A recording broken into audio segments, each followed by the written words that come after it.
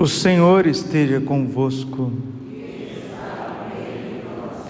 Proclamação do Evangelho de Jesus Cristo segundo Marcos.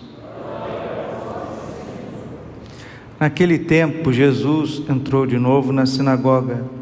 Havia ali um homem com a mão seca. Alguns observavam para ver se haveria de curar em dia de sábado, para poderem acusá-lo. Jesus disse ao homem da mão seca: levanta-te e fica aqui no meio. E perguntou-lhes: é permitido no sábado fazer o bem ou fazer o mal? Salvar uma vida ou deixá-la morrer? Mas eles nada disseram. Jesus, então, olhou ao seu redor cheio de ira e tristeza, porque eram duros de coração, e disse ao homem: estende a mão. Ele estendeu e a mão ficou curada. Ao saírem os fariseus com os partidários de Herodes, imediatamente tramaram contra Jesus a maneira como haveriam de matá-lo. Palavra da salvação. Ave Maria, cheia de graça, o Senhor é convosco. Bendita sois vós entre as mulheres, bendito é o fruto do vosso ventre, Jesus. Santa Maria, Mãe de Deus, rogai por nós, pecadores, agora e na hora de nossa morte. Amém. Vinde, Espírito Santo, vinde por meio da poderosa intercessão, Imaculado Coração de Maria, vossa amadíssima esposa. Podemos sentar um pouquinho. Jesus, manso e humilde de coração. Jesus cura um homem que tinha a mão seca. A mão é o símbolo da atividade humana. E quando Jesus vem curar esse hidrópito, esse homem que tinha a mão paralisada, a mão seca, significa que Deus está libertando o homem do cativeiro das más ações. Jesus é o libertador, mas não é libertador de ideologias, não. Ele liberta o ser humano de si mesmo. O maior inimigo do homem é ele mesmo. Um dia o Padre Pio de Pietrelcina perguntou a um dos seus filhos espirituais, brincando: filha, qual que é o nome do demônio? Aí a pessoa disse: Satanás. Ele falou: não. Lúcifer? Não. Diabo? Não. Fala, você não conhece a Bíblia? Ah, padre, já falei tudo. Beelzebu? Não. Ah, padre, então eu não sei qual que é o nome do demônio, não. Qual que é o nome do demônio? O Padre Pio disse: eu. Demônio chama-se eu. É contra você que Deus veio te proteger. O dia que a gente começar a usar a nossa energia para fazer penitência, corrigir as nossas ações, a tua vida começa a mudar. Mateus 11, versículo 12. Desde os tempos de João Batista até os dias atuais, o reino de Deus é arrebatado à força, e são os violentos que o conquistam. Violência contra o ego. Renuncie a si mesmo. Por que Jesus, quando ele vai convidar o povo para segui-lo, aqueles que têm boa vontade, Jesus diz assim, Lucas 9, 23: queres, pois, ser meu discípulo? Renuncie a si mesmo.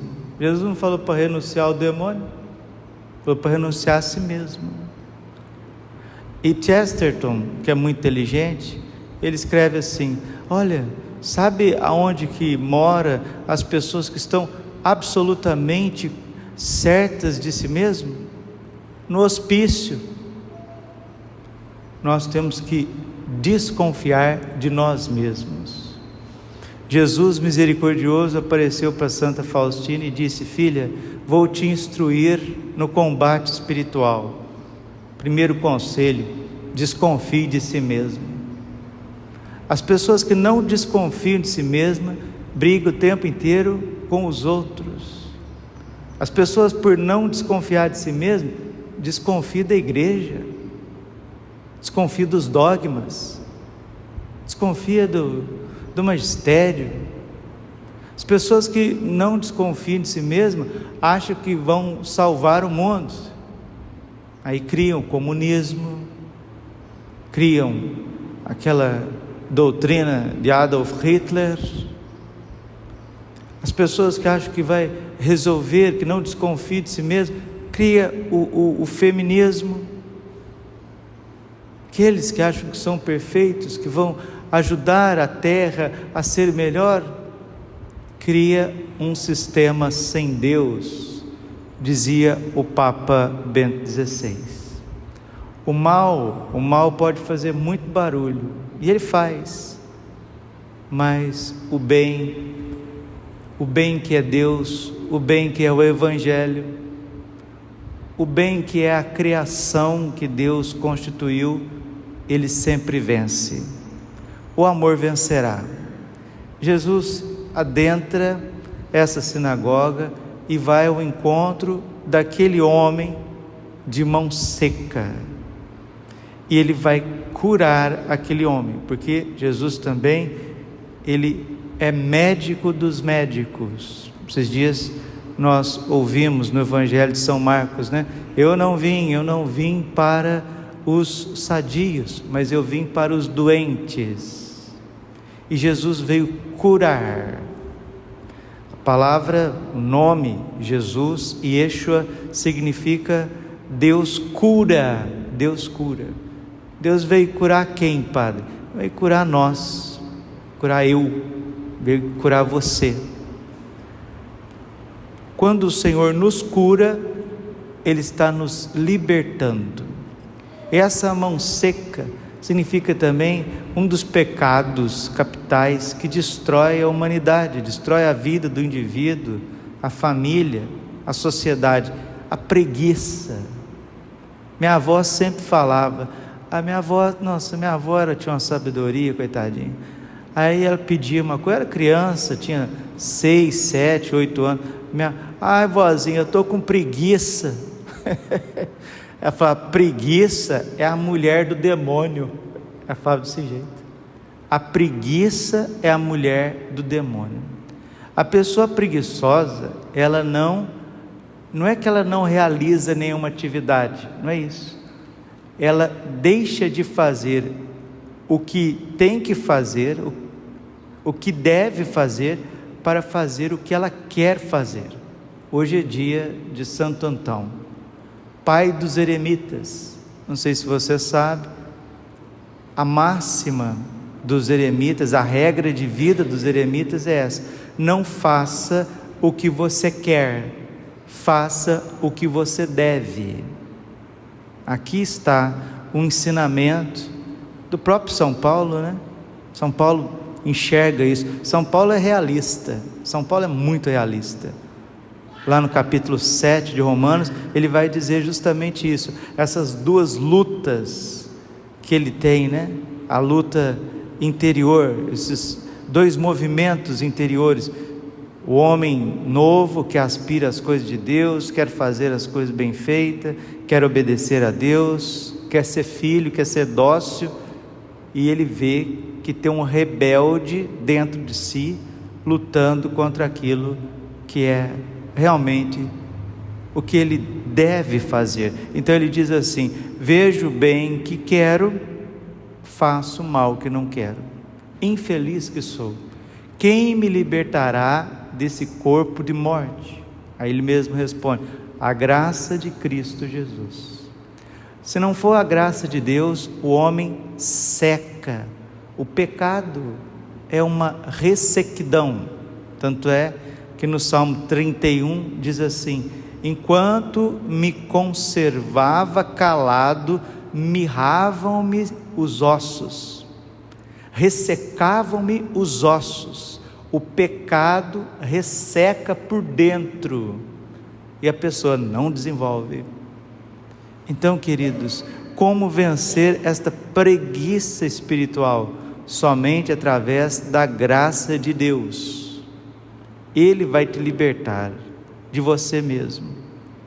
Então, nesse tempo comum, tempo de mergulhar na palavra de Deus, tempo de entender com mais profundidade o que Deus quer realizar em nós, vamos avançar, porque na vida espiritual, quem não avança, retrocede, e pedir a Deus, nosso Senhor, que nos cure mesmo, nos cure dessa paralisia espiritual, nos cure dos nossos pensamentos, das nossas convicções, que nós tenhamos, como diz São Paulo, Filipenses 2:5, tendes em vós os pensamentos, os sentimentos de Cristo Jesus.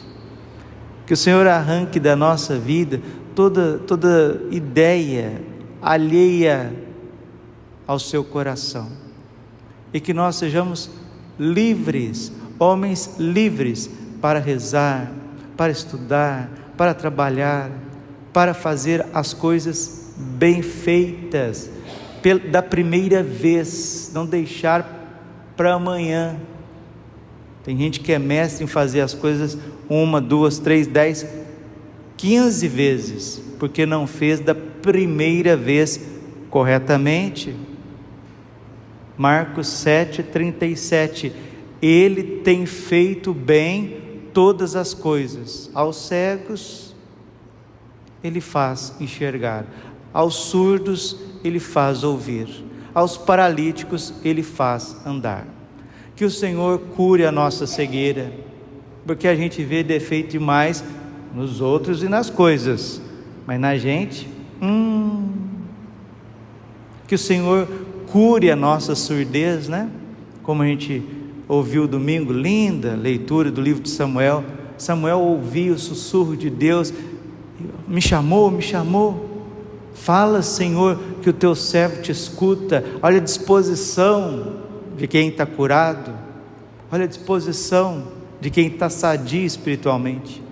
E agora, esse homem que está sendo curado das suas más ações, e Jesus, que faz bem todas as coisas, provoca inveja nas pessoas, e eles ficaram com raiva de Jesus, eles ficaram com inveja de Jesus. Jesus trouxe o homem para o meio, o homem estava aí, isolado. Jesus disse, versículo 3, Marcos 3:3, Jesus disse ao homem da mão seca, levanta-te e fica aqui no meio. Deus quer reconduzir, Deus quer nos introduzir no meio. Que meio?